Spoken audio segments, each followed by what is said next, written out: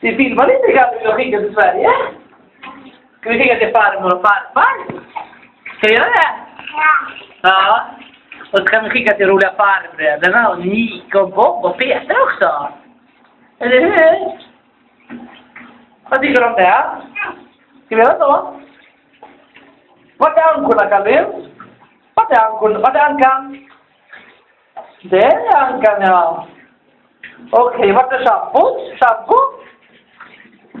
Där är schampot. Och vart är vattnet då? Vatten? Ja, det är bekerkanten på vatten. Det är du duktig på. Ja, är det skönt, Calvin? Ja, är det skönt? Vad har du ätit ikväll? Calvin?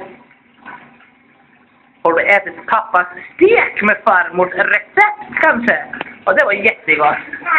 Ja, det är kul det att greja med vatten. Ja. Ska vi ta ditt glas då och fylla med vatten? Ta ditt glas med giraffen och elefanten och lejonet. Ta ditt glas och fyll det med vatten då. Ja, ditt glas med vatten. Ska du ta det? Nej. Vart är fisken då? Vart är fisken? Vart är fisken? Vart är fisken? Det är uppe i fisken, ja.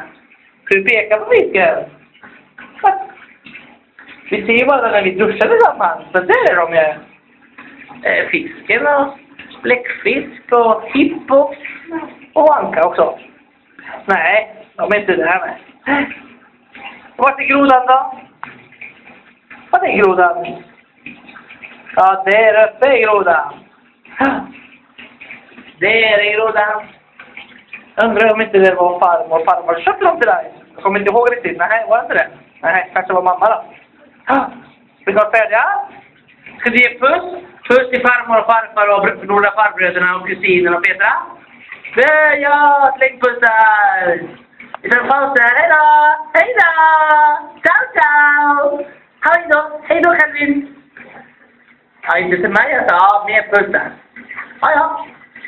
Nu tar vi paus.